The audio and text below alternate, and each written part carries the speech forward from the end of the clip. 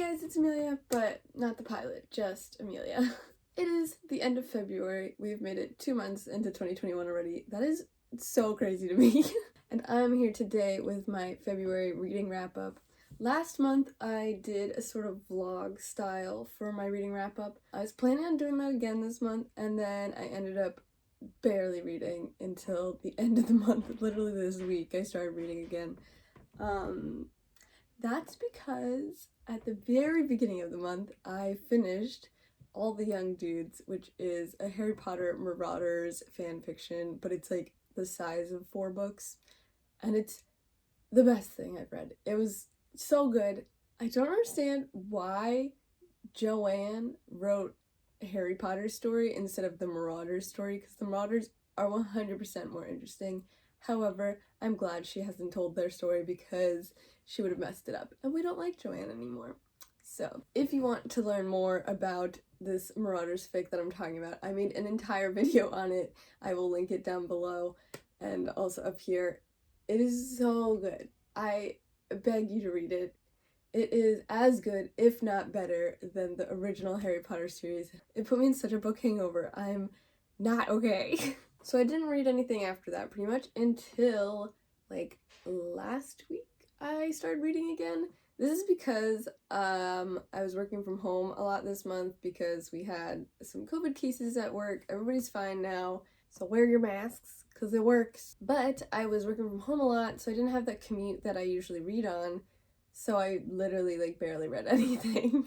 But I've been listening to How to Be an Antiracist by Ibram x Kendi. It is very interesting and educational, and I highly recommend you listen to it. I'm listening to it as an audiobook because I find that when reading nonfiction books like this, I don't absorb the information as well, so I tend to listen to them as audiobooks. And the cool thing about the How to Be an Antiracist audiobook is that the author himself is narrating it, which is really cool. So you get to hear his words in his voice. The beginning of this month was also my birthday, so I went out and bought some books. I'm really excited, so I'm going to show them to you. I got The Invisible Life of Addie LaRue. I'm so excited to finally own this. I read this at the beginning of January, and I was so obsessed with it. I think is literally going to be one of my favorite books of all time, essentially. And so I bought it so that I could read it again. I just want to own it. It's just so good. I had such a hard time finding it too, because it's been sold out almost everywhere. It's crazy. So I definitely recommend you check this out. If you want my review of it, it is in my last monthly reading wrap-up. I will link that down below. I also got The 99% Invisible City, which is the book that Roman Mars, the creator of the 99% Invisible podcast, has made. I really love that podcast, so you should definitely check it out. And they wrote this book to go with it as sort of like stories that they couldn't tell on the podcast. If you don't know what 99PI is, it's essentially like each week they discuss weird little things around you in the world that you might not notice and give you like a whole backstory behind them. And I don't know, they're just so interesting. Like, they've done an episode on grass, which is like, that sounds really boring, but like it was very interesting, and like the whole history of like the kinds of grass that we have in the US and how it's an invasive species. And they also did episode on sand, on air conditioners, on a statue in, I think it's New Mexico. They've done episodes on stop signs and this one building structure in, I think, Germany. Like, it's very interesting. Next up, I have 2 books that I've been reading for a while now, but just finished. I have Haruki Murakami's Norwegian Wood, which I was really excited to read. I feel like that's his book that gets the most hype, and I didn't really like it. I also started reading The Wind-Up Bird Chronicles, which is another one of his books, in January, I think, and I had to put it down because it was just bothering me so much. Like, he writes in a very interesting style that has lots of like very pretty quotes in it, but his books are very sexual, which the first time I read one of his books, I was like, that's very odd. And I thought, I don't know, it was a bit refreshing since it was such a like blasé, like they talked about sex like all the time, and I was like, oh, like I've never read a book that was just like, yeah, sex, man, like let's go have it.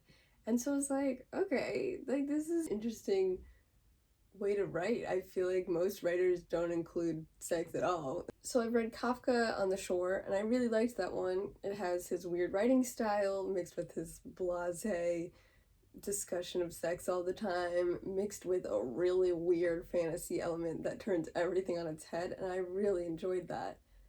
But Norwegian Wood didn't have like any real fantasy element to it, so I think that might be why I didn't like it. And it sort of has a plot, but not really. It's a pretty obvious plot in my opinion. It's just sort of about like death and dealing with death and like relationships around that. It was a good story, I guess, but I didn't love it, and I expected to, since I feel like everyone's always talking about Norwegian Wood. So I'm a bit disappointed in that. And also I had started the Wind-Up Bird Chronicles, and it already had that weird fantasy element to it. But then in like the second or third chapter, it starts getting really sexual, but it's like an adult man with a 14-year-old child, and that really grossed me out. I had the same problem with Norwegian Wood, where the main character narrator is male, and essentially all of the female characters in the story are like only there for sex and only talk about sex the entire time, essentially. I don't think they had a single conversation in the entire book where they didn't talk about sex, and that just sort of pissed me off, because it's like, you know, it's just gross. Like, it's just like women have character traits as well. They were all portrayed really poorly. Like, the one girl was a pathological liar, and they all had like bad personality traits, I guess. Like, they all had big flaws with them, and then the main character guy was sort of portrayed as being like this really nice dude. Like, he's just really nice, and like he's a good guy. And I was just like, is he a good guy? Like, the way you're portraying him, he seems like God amongst men, but like he's not that great. Like, he seems pretty bad, you know, like, just saying. I don't know. What is your opinion on Norwegian Wood? Because I was not that big of a fan, and I'm really disappointed. So I don't know if I'm going to read any more Haruki Murakami books. Then currently, I'm reading Kitchen. I'm about halfway through this, so I'll probably finish it up today, actually. But it's a really fast, really short little read. Also a Japanese author. Also sort of philosophical, like, story about life and death. So a bit more of the same for me right now, but it's on my list of books that I'm trying to read right now, so I'm trying to finish it up. I like it so far. It's a female main character who is an orphan, and her grandma dies, so she has no one to live with, and this random guy that was friends with her grandma at a flower shop invites her to live with him. And so she's living with this guy who's her age, and the mom, who is a trans woman who works at a club, and it's about their relationship and her love of kitchens, which I think is sort of funny. It has this like theme going throughout the book where like something bad happens and she just goes to the kitchen and she like cleans the kitchen or like cooks some food, and then everything's better. And I feel like that's really relatable, man. So I'm almost done with that. I like it so far. It doesn't like have a very intriguing plot to me, but I do like it. Next, I'm planning on reading Almond. This is another book from my TS list that I'm trying to do right now. I don't know anything about this book. I just like the cover and it's on my list, so I will be reading it. I'll let you know how it is next month, hopefully. I also just finished reading Dorian Gray, The Picture of Dorian Gray, and I rewatched the movie, and like, damn. Ben Barnes. Ben Barnes, man. Ben Barnes is so hot. I'm also very excited because he's going to be playing the Darkling in the Shadow and Bones TV show on Netflix, so I'm very, very excited for that. But anyway, Dorian Gray. I listened to it as an audiobook. This is actually a reread for me. I read it in high school as part of like my English lit class. I remember liking it back then because it's like very dark academia and I'm really into that vibe. But rereading it now, I was like, this is so good, man. Like, let's go. We love Oscar Wilde as well. I just really like the characters in Dorian Gray. If you haven't read it, it's a classic. and you should. The story of Dorian Gray goes that Dorian is a, like, teenager young man, and he comes to London because he has now inherited his uncle's or grandfather's estate, and he moves into London and starts meeting people, and one of the people he meets is this guy Basil, who is a painter, and Basil's like, "You are my muse, Dorian, you're so hot, let me paint you," and so he does, and he makes a portrait of Dorian Gray, and the portrait is so amazing and lifelike and, like, weird, and then a bunch of stuff happens with the portrait. It's a bit of a, like, a thriller, spooky little book. And then there's also Basil's friend, who also becomes Dorian's friend.